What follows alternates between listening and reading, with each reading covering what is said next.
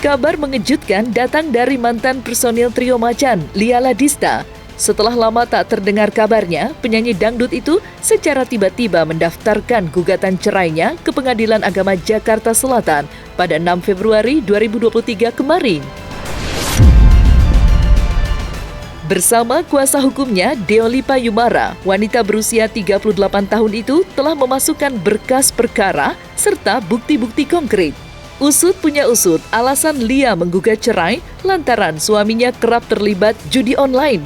Tidak hanya itu, rupanya Munawir Najib ditahan oleh pihak Kejaksaan Tinggi Sulawesi Utara atas dugaan tindak korupsi senilai 27 miliar rupiah.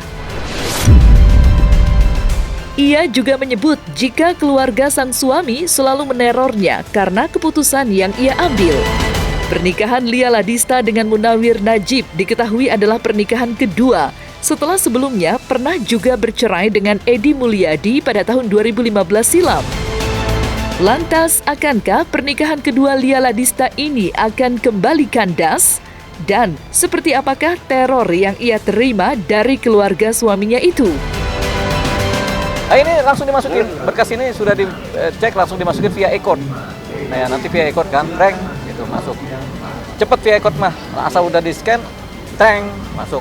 Tinggal nanti sore atau malam atau besok dapat nomor perkara.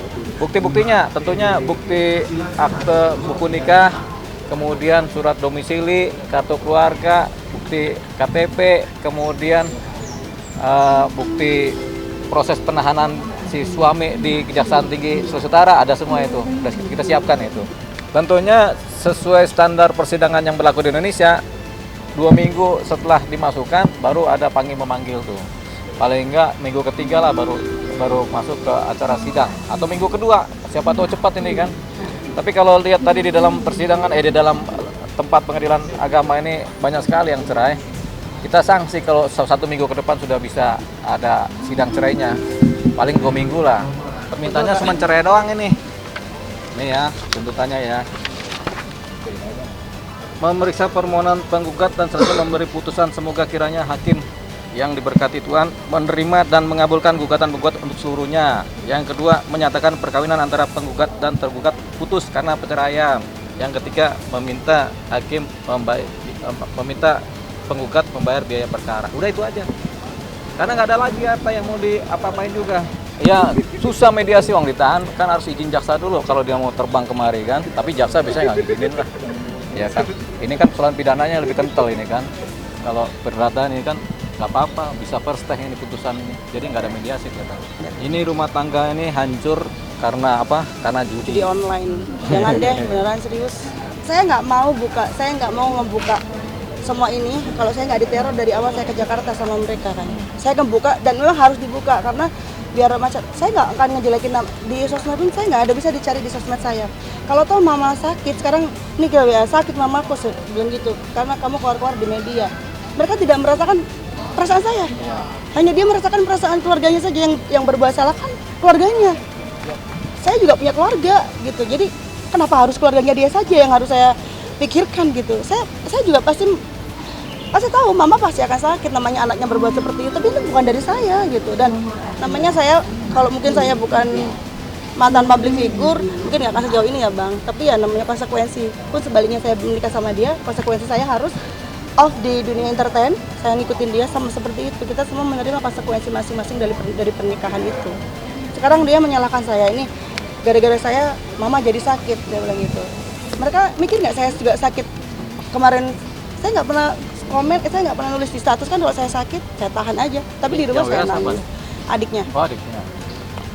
Saya nangis. Setiap ketemu orang saya nangis. Hari seminggu, 2 minggu pertama itu nggak bisa ketemu orang.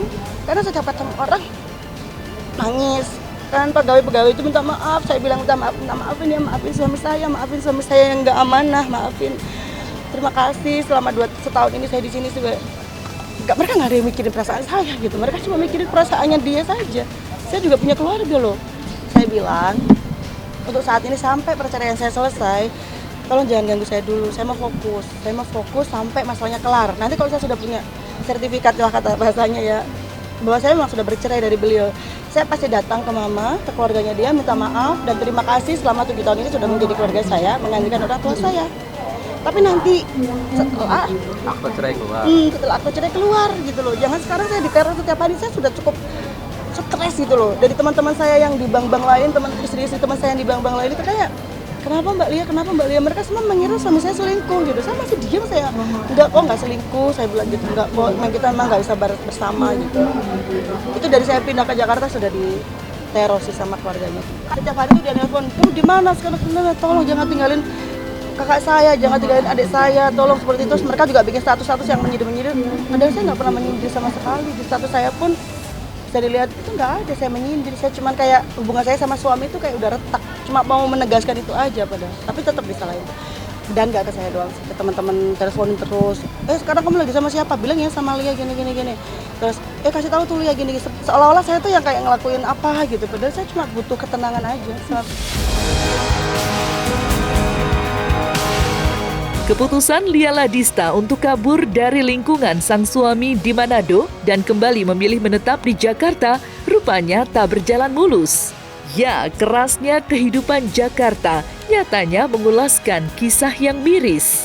Kabur tanpa membawa harta apa-apa, penyanyi dangdut asal Lamongan itu mengaku tengah mengalami krisis ekonomi sebab dirinya belum juga mendapatkan job untuk manggung.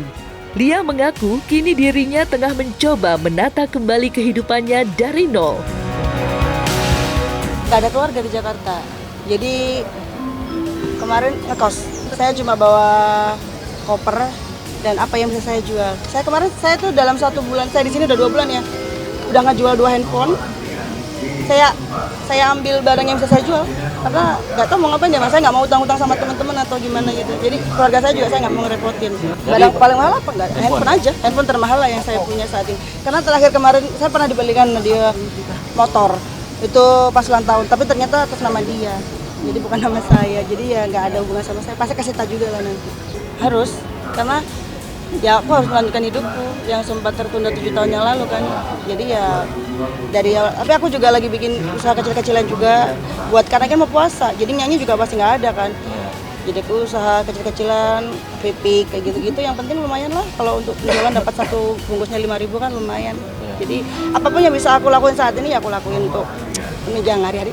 Ya terpaksa nanti kalau memang belum ada job sama sekali kan saya. Ya alhamdulillah ada usaha kecil-kecilan ini.